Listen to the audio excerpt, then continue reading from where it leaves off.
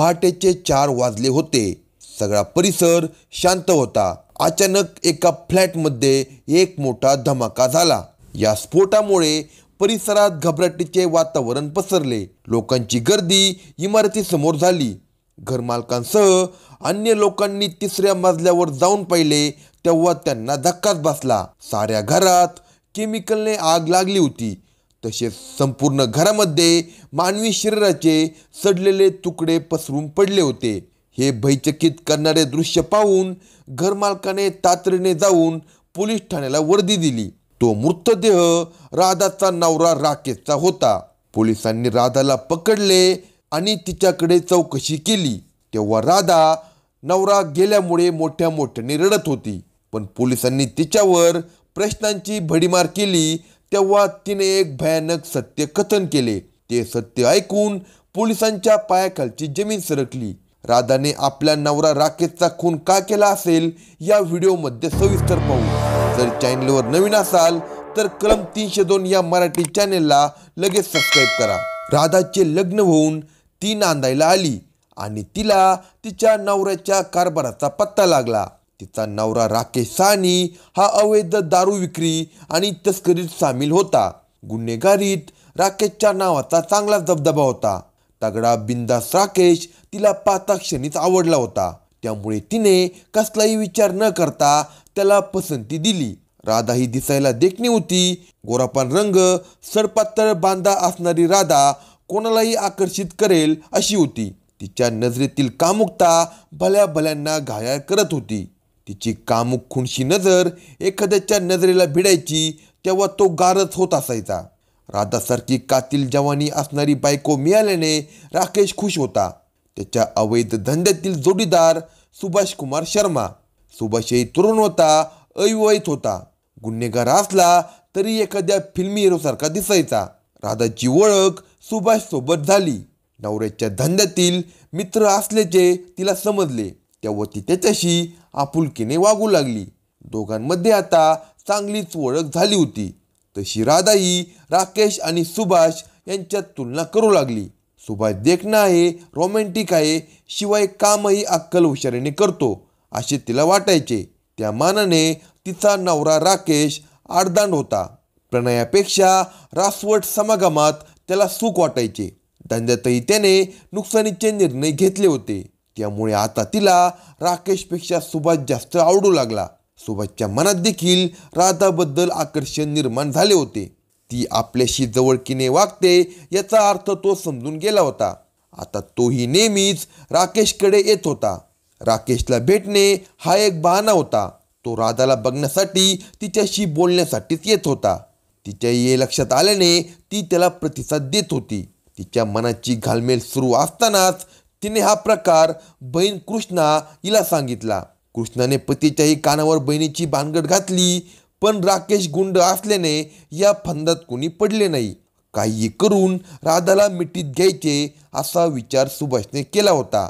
राकेश कुठे जातो याची माहिती असल्याने सुभाषने राधाला एकटीला गाठण्याचे ठरवले.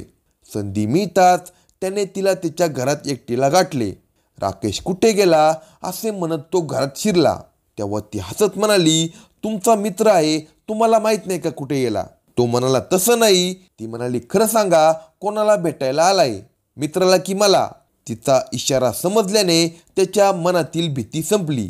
त्याने तिचा हात धरून जवळ ओढले आणि तो म्हणाला, मी तुला भेटायला आलो आहे. त्या दोघांनी घरातच कामक्रीडा चालू केली. कामक्रीडा झाल्यावर ती म्हणाली, तुम्ही मला आवडता, पण माझ्या नवऱ्याला समजले तर तो मला जिवंत सोडणार नाही. तो म्हणाला, त्याची काळजी तू करू नको, मी सगळा बंदोबस्त करतो असे म्हणत त्याने तिला सोडले. तो म्हणाला, राधा, आता तुझा नवराच तुला माझ्या ताब्यात देईल आणि मग आपण मनसोक्त कामक्रीडा करू असे सांगून तो निघून गेला.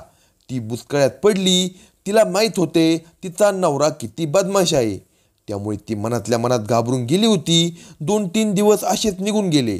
काहीच झाले नसल्यासारखे राधा आणि सुभाष वावरत होते आणि अचानक एके दिवशी पोलिसांनी छापा मारला. राकेश मुद्देमालासह सापडला. त्याच्याकडे अवैध दारूचा साठा सापडल्याने पोलिसांनी त्याला अटक केली. तो गजाआड झाला. त्याला पोलिसांनी पकडल्याची माहिती मिळताच राधा आणि तिची बहीण कृष्णा त्याला भेटण्यासाठी पोलीस ठाण्यात गेल्या. तेथे सुभाषही आला होता. राकेशने राधाला सांगितले की आता माझी सुटका होईपर्यंत तुला जे काही लागेल ते सुभाषला सांगत जा. तसेच सुभाषलाही सांगितले माझ्या बायकोला काही लागेल ते देत जा. तेव्हा सुभाष म्हणाला तू काही काळजी करू नकोस, भाभींना कसलाही त्रास होणार नाही याची काळजी मी घेतो आणि तुलाही लवकरात लवकर सोडवण्यासाठी वकीलही बघितला आहे. राकेशला बरे वाटले. त्याची भेट घेऊन राधा, कृष्णा तसेच सुभाष बाहेर पडले. सगळा प्रकार आता राधाच्या लक्षात आला होता.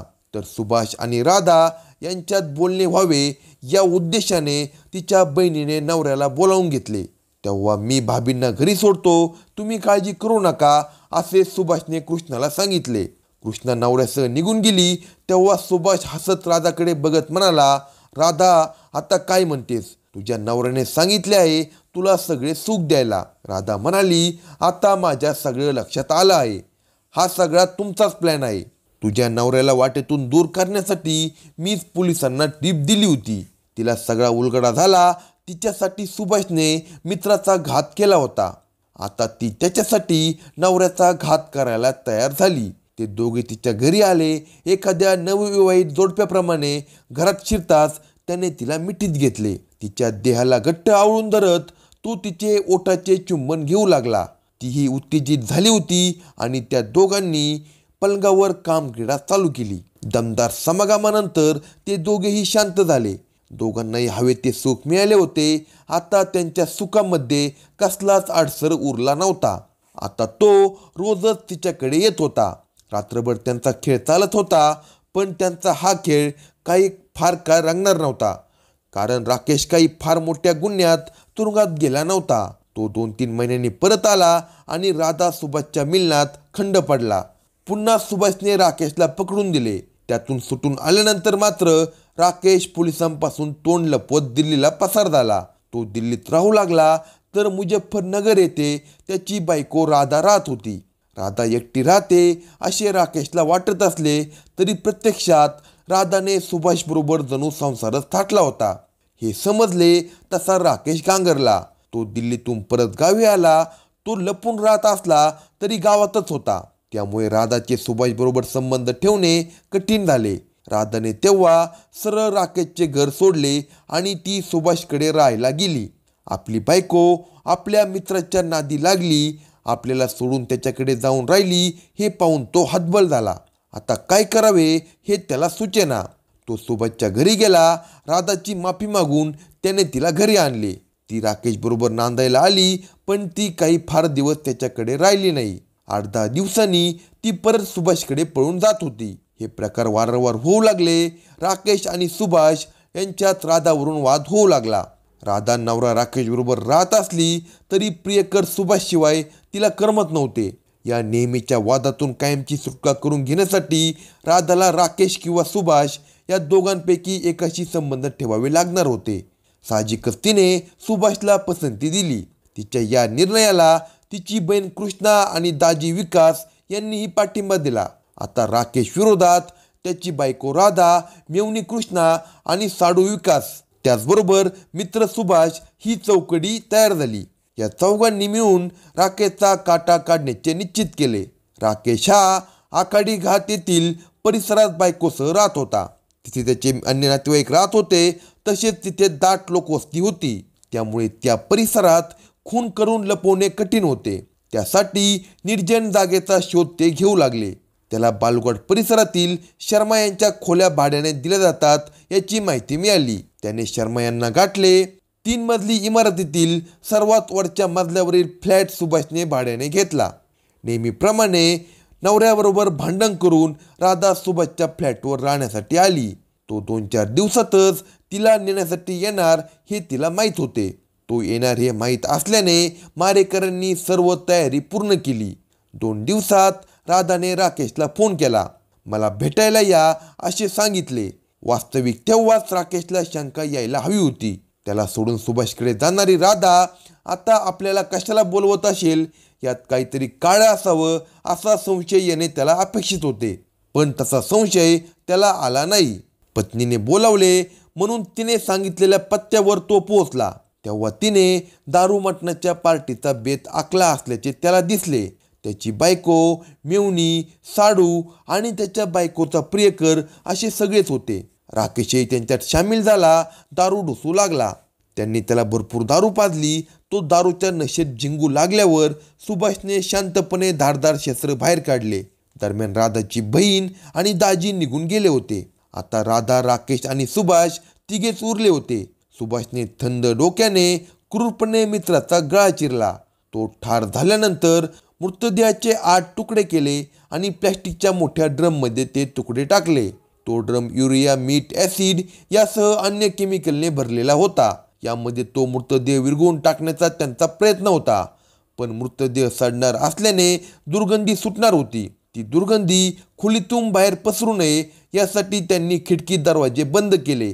इतकेच नाही तर दाराच्या खिडकीच्या फटीतही कापड टाकून बंदिस्त केले. रोज रात्री मुख्य दाराजवळ ते सुगंधित अगरबत्ती लावत होते, जेणेकरून सुगंध सगळीकडे पसरेल आणि दुर्गंधीचा मागसुमही कोणाला लागणार नाही. 4 दिवस केमिकलमध्ये मृतदेहाचे तुकडे सडत होते. राकेशचा खून करून राधा व सुभाष दोघेही निवांत होते. पण पाप कधी लपत नाही. केमिकलची वाफ रूममध्ये पसरली होती. सर्व खोली बंदिस्त असल्याने सगळी वाफ खोलीत कोंडली गेली होती. त्यातच त्यांनी अगरबत्ती पेटवून ठेवली होती. त्या विस्तवाच्या संपर्कात केमिकल आले आणि एकच धमाका झाला. पोलिसांनी राधा आणि सुभाषला अटक केली आहे. अशाच नवनवीन क्राईम स्टोरी ऐकण्यासाठी कलम 302 या मराठी चॅनलला सबस्क्राईब करा आणि आपल्या प्रतिक्रिया कमेंट बॉक्समध्ये